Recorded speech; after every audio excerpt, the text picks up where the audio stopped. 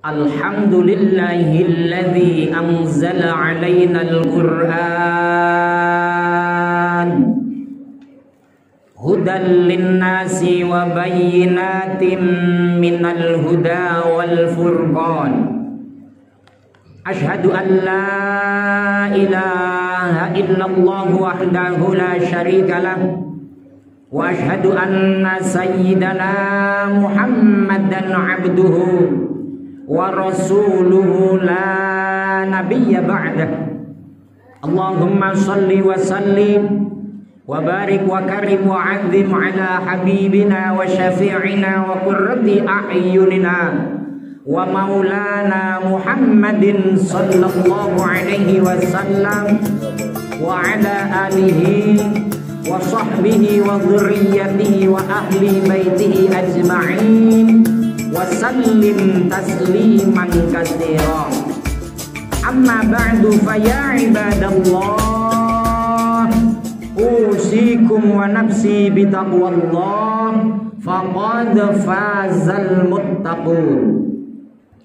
Qala Allah ta'ala fi kitabihil karim wa huwa asdaqul qailina a'udzu billahi samii'il 'aliim minasy syaithaanir rajiim.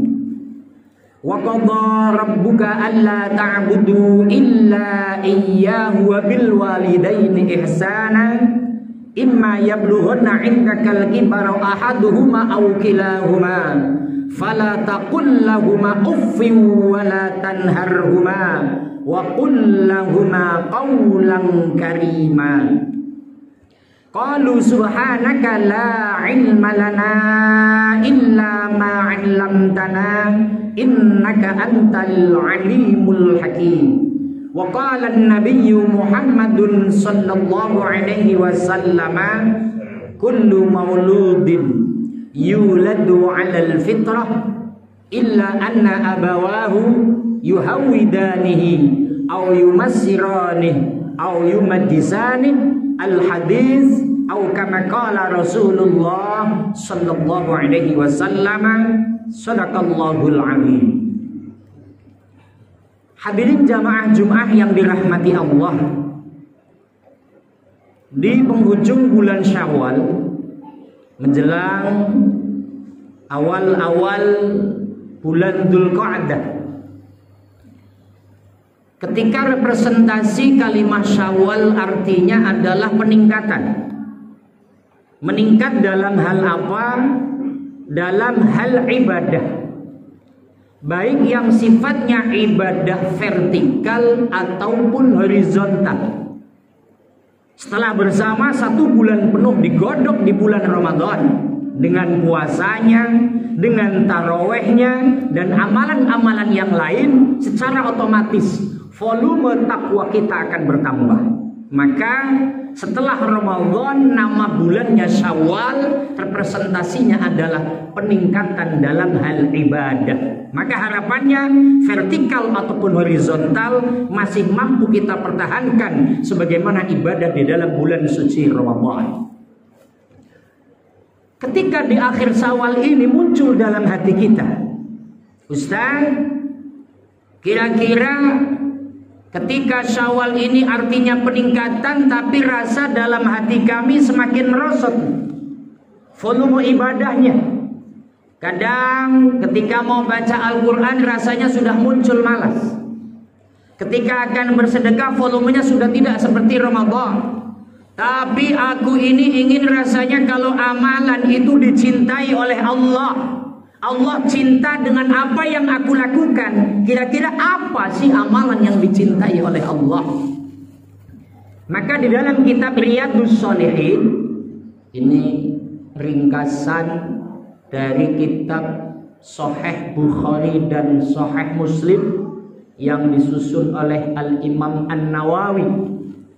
Di situ ada hadis yang menyampaikan sahabat tanya kepada Kanjeng Nabi Muhammad SAW, ya Rasulullah, ayyul a'mal ahabbu ilallah.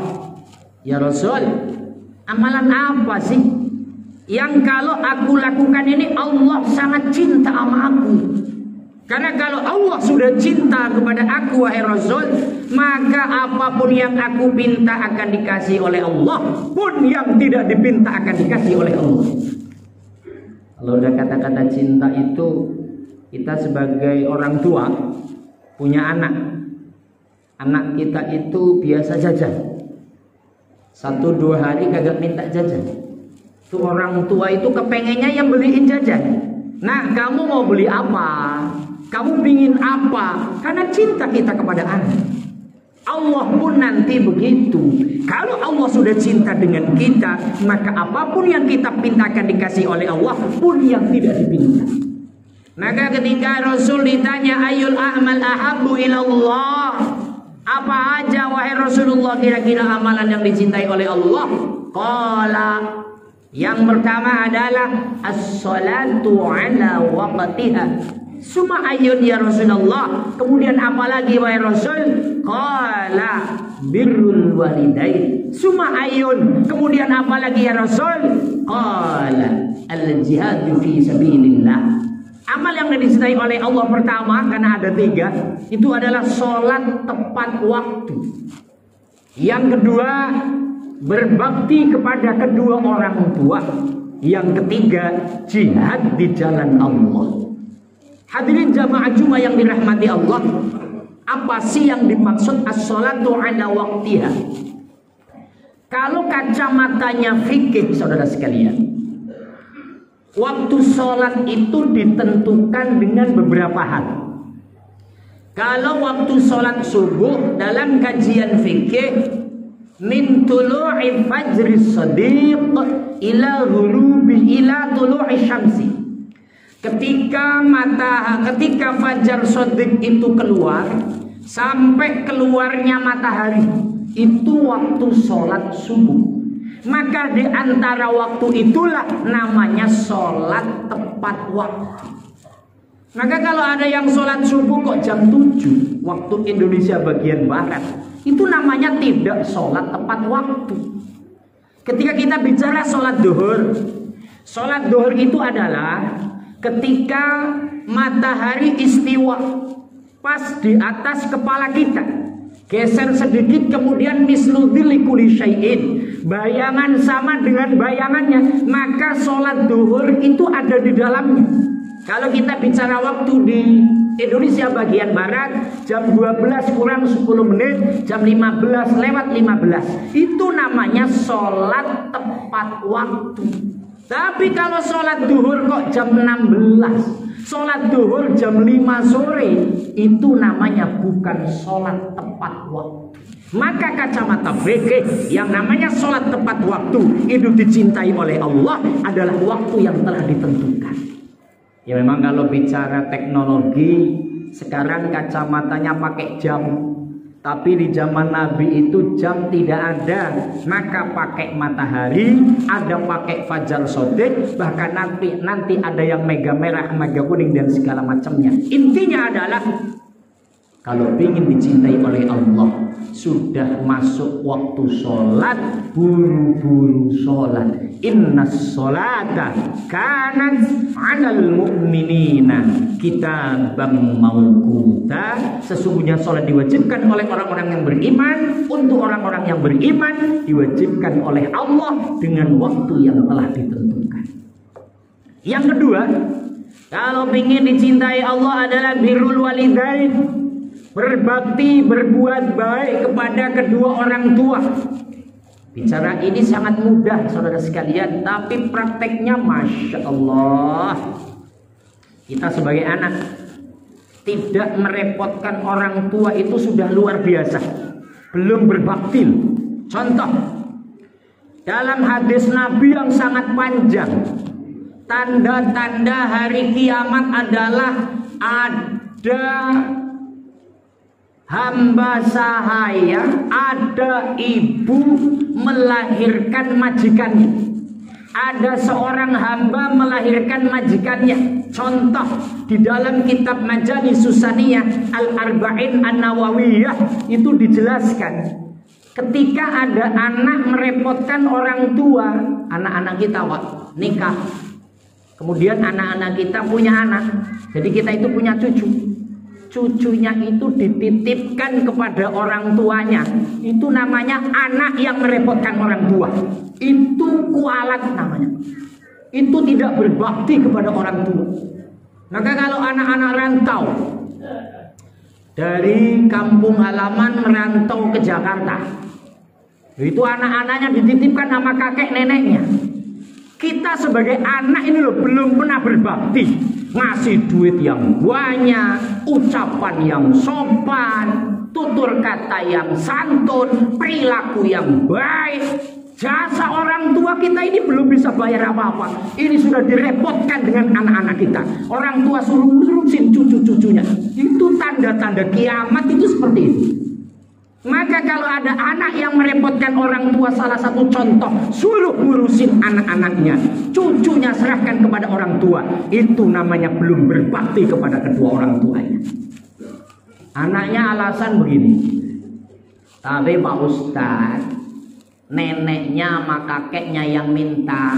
Ya udah, sini anaknya saya urusin. Kamu sana pada ke Jakarta cari duit. Itu karena orang tua saking sayangnya sama kita, karena orang tua saking sayang sama cucu. Tapi koridor hukum tidak bisa beralih, saudara sekalian.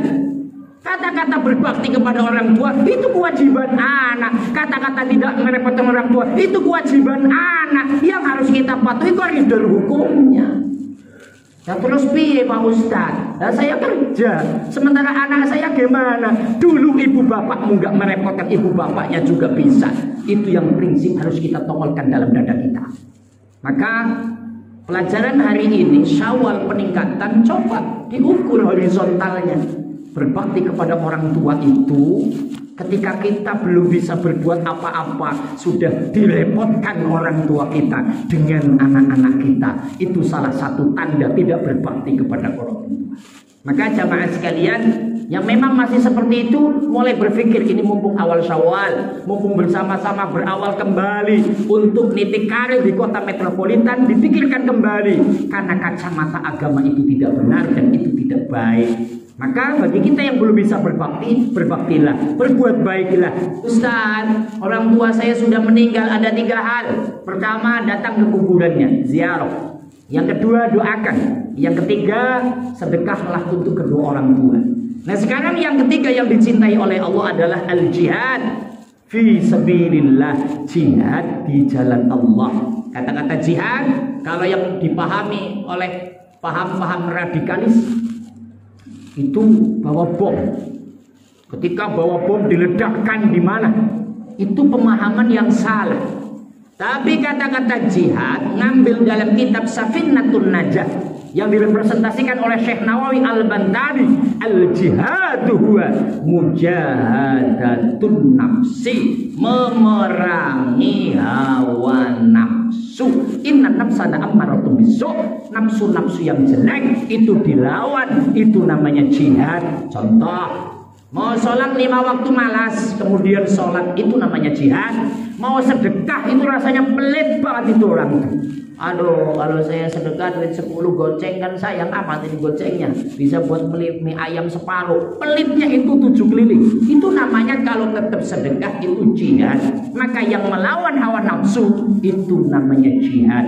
Orang yang mau sholat subuh malas kemudian sholat, itu namanya jihad.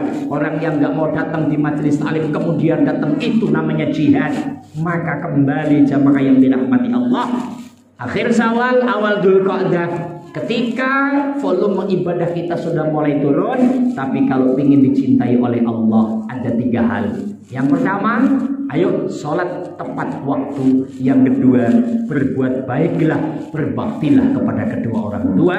Yang ketiga, jihad, perangi hawa nafsu kita untuk menjalankan perintah Allah dan menjauhi larangan Allah. Mudah-mudahan kita mampu menjalankan 3 hal ini sehingga dicintai oleh Allah Subhanahu wa ta'ala. A'udzu billahi samii'il 'aliim minasyaitonir rajiim. Bismillahirrahmanirrahim. Wal 'ashri innal insana lafi khusrin illa alladziina aamanu illal ladzina amanu wa 'amilus solihati wa tawassaw bil haqq wa tawassaw bis sabr. Barakallahu li wa lakum bil Qur'anil 'azim wa nafa'ani wa iyyakum bima fihi minal ayati wadh dzikril hakim wa taqabbal minni wa minkum tilawatahu innahu huwal ghafurur rahim wa qur rabbighfir warham wa anta khairur rahimin.